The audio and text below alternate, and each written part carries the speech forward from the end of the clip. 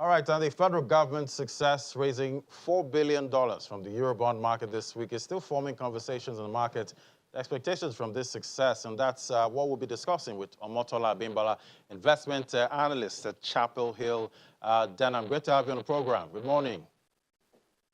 It's my pleasure. Thank you for having me, and good morning. Yeah, so on Wednesday, the naira appreciated marginally in the official market. Can we attribute this to the success of the Eurobond? Well, not necessarily so, and that's because, like you mentioned, the movement that we had in the official markets on Wednesday was very marginal. And even if you look at the trading activity in the investors and exporters window yesterday, you would find out that Naira is still trading within a very tight band, of around 411 to 420 Naira per dollar.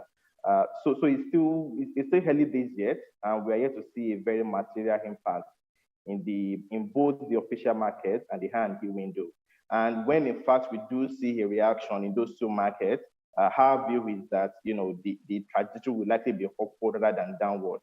But where we should probably expect to see a positive reaction to these developments will be in the parallel markets, where we have seen the exchange rates, essentially, weaken significantly over the past couple of months. And we do believe that with the impact of the Eurobond issuance, resulting in an increase in the external reserves of the central bank, that will, to a very large extent, support the CBN's drive to restore stability to the foreign exchange market. Just to put this in context, currently external reserves, they are very close to about $36 billion. And with by the time you had the recent Eurobond issuance of $4 billion to hit, we are going to see external reserves, getting as high at $40 billion, which is even above the level that we had it before COVID-19 crisis. So to a very large extent, that will provide a lot of ammunition and a lot of support for the central bank to increase supply in the foreign exchange market. One of the reasons why we have seen parallel market rates, weaken significantly over the past couple of months is because we do not have enough liquidity in the official market. So if you're a manufacturer, for instance, or even if you need foreign exchange for payment of services, the odds of you getting enough supply in the official market is very slim. So we have seen a lot of people bid up the parallel market, but with the CBN likely to step up its level of intervention, across the various segments of the FX market, I think that will contribute to a restoration of stability and the much more narrower parallel market premium going forward. And even from a demand perspective as well. So as we all know, in every foreign exchange market, you typically have transactional demand, which is demand for businesses trying to pay for imports of goods and also pay for services. We also have a lot of speculative demand in foreign exchange markets. And for currency speculators, I think the impacts of this, recent Eurobond issuance and what it could mean for improvements of supply in the foreign exchange market will probably reduce the activity going forward. And we should perhaps, expect to see an improvement in both liquidity and even stability, of the exchange rate, particularly in the parallel markets, where we've seen a significant depreciation over the past couple of months. All right, the CBN governor had said the last MPC that he does not recognize any other rate apart from the INE, which is the official one. But unfortunately, like we have seen there, the parallel market still exists and the rates are really going down. I think the last was about 577 naira for a dollar compared to about 413 in the INE window. Now, when we look at this scenario where the gap between these two markets keeps increasing, what does it do? What is it doing to our economy? Can we simply ignore it? Does it have any impact on the FX space and on the Nigerian economy? It does, and that's why, central banks all over the world and even market participants, that's why we typically plan out having a wide parallel market premium in any foreign exchange market. And that's because, when you have a wide parallel market premium, it leads to a misalignment of incentive in your economy and your foreign exchange markets. You tend to see, market participants, and speculators investing an inordinate amount of time and resources in trying to game the system to round trip in the foreign exchange market rather than putting that time and resources into productive use. So it's generally, a bad thing when you have web parallel market premium all over the world. And even beyond that, it also could have an impact on foreign investment flows into your country, because the parallel market then tends to become a leading variable for your sports rate. And if it speaks to any foreign portfolio investor today, who allocates access to both emerging and frontier market assets, they are all very skeptical, as of now, of putting in additional inflows into the country because they believe that there is a bit of mispricing in the sports market, in the official market. So generally, every central bank in the world and every market participant in the world generally frowns at having a wide parallel market premium. That's why I believe that we need to see, a lot more effort that has to be put into reducing and even eliminating completely this parallel market premium. And a number of things have to be done. Number one is that we need to see additional supply actually come into the foreign exchange market, particularly the investors and exporters window and the official market. We do know that there is a backlog of FX demand that has to be met. And with the recent Eurobond issuance and with the strength that we are having in external reserves, I believe that the hope is that that will support the ability of the central bank to make more interventions in the official market so that we can clear that backlog and generally improve liquidity, in the FX market. So that's the first thing. The other thing that we also need to do, I believe, is that we need to see more flexibility as well in the pricing of the currency, particularly in the investors and exporters window. The central bank itself, the economists at the central bank do carry out currency valuations for the naira, and based on their own estimates, it does appear as if the official and the high and deep window rates, they are overvalued by around 12%. Which puts their fair value, somewhere between 460 and 470. So I believe that we need to see, more flexibility in the pricing of the currency, by the regulators, such that we can have the spot rate in the high and deep window somewhere very close to where the implied fair value is by the central bank's own estimate. So we need to do that. But beyond those two things as well, there are a couple of other policy reforms that have to be carried out. One of them, I believe, would be for us to have a much more tighter monetary policy framework.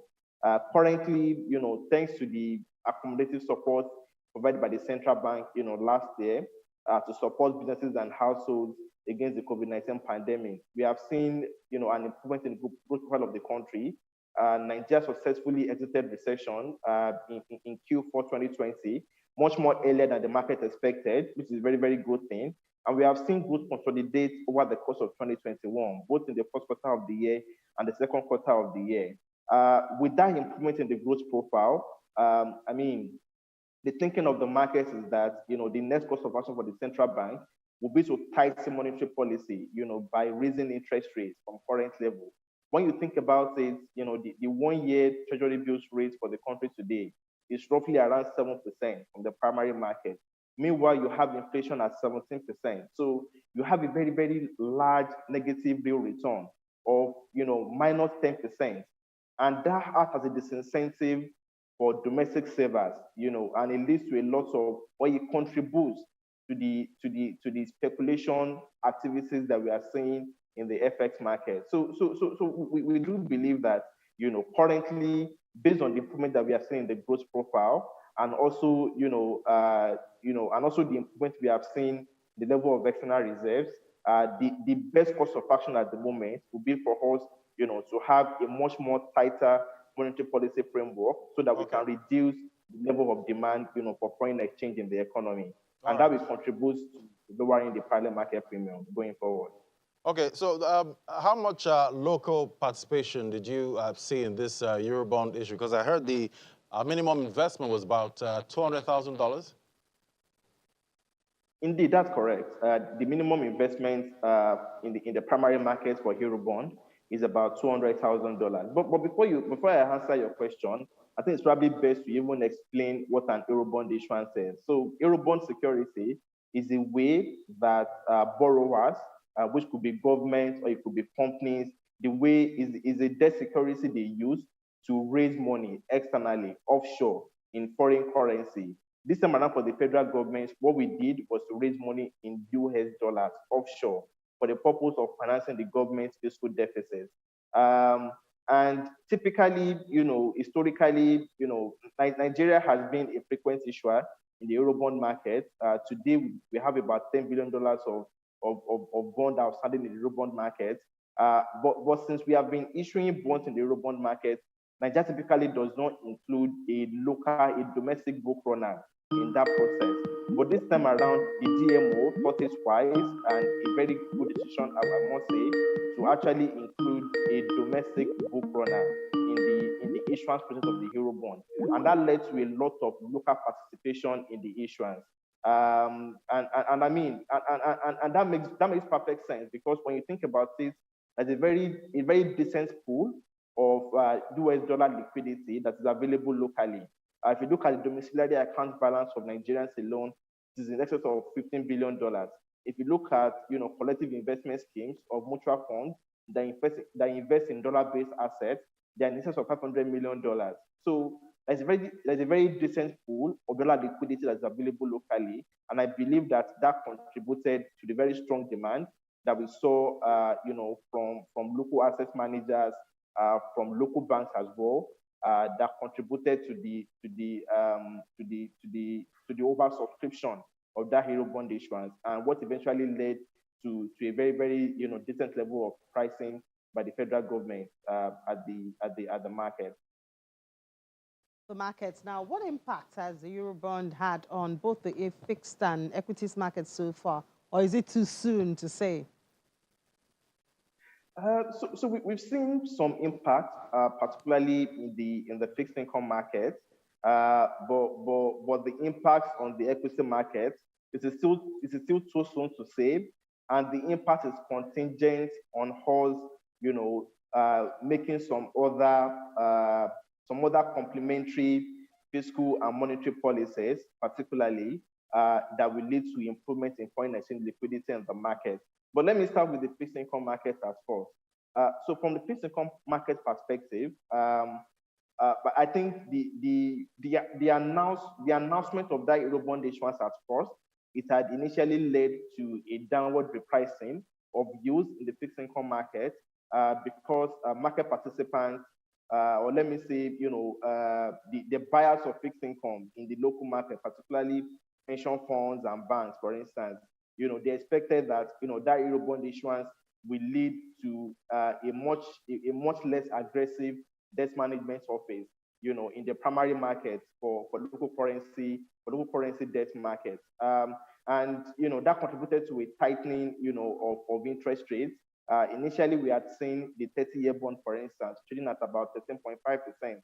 But since the announcement of that Eurobond issuance, we have seen the 30-year bond yield, come down as low as 13%. And I think that sentiment will continue to prevail, at least in the short term, in the local currency debt market, pending when we begin to see the central bank actually, go the step of tightening monetary policy. So definitely, we've seen an impact in the fixed income market. For the equity market, it's still too early to say, and it's also very dependent on so many other factors. But as we know as of today, Nigerian equity market is highly undervalued. We trade on a price-to-earnings ratio basis of around 8 times, which is a very deep discount compared to our peers, both in frontier markets and emerging markets, not to talk of developed markets, in fact. So equity valuations are very, very cheap. But the reason why we haven't seen a significant rally in the equity market as of yet is basically because there is still the problem of lack of FX liquidity that has contributed to a lack of foreign investor appetite for Nigerian equities. Historically, foreign investors have been a very, very strong participant, in the equity market. They contribute, historically more than, 40% to volume and value traded in the market. But since we have had this FX liquidity crisis, the level of participation has dropped significantly. And I do believe that, by the time the central bank, by the time they begin to raise the level of intervention in the foreign exchange market to clear the backlog, and we start seeing more flexibility in the pricing of the currency, and we see a tighter monetary policy framework. And much more importantly, we see the central bank unveiling a much more credible foreign exchange market framework. I'm very sure that we're going to begin to attract foreign investors once again back in the local equity market. All right, Omotola. Thank you so much. And we do hope that the central bank would actually embrace that a more friendly system or policy to attract more FX into the supplies space. Thank you so much, Omotola Abimbola, investment analyst at Chapel Hill Denham, for sharing your thoughts with us. Enjoy your weekend. Thank you, and you too.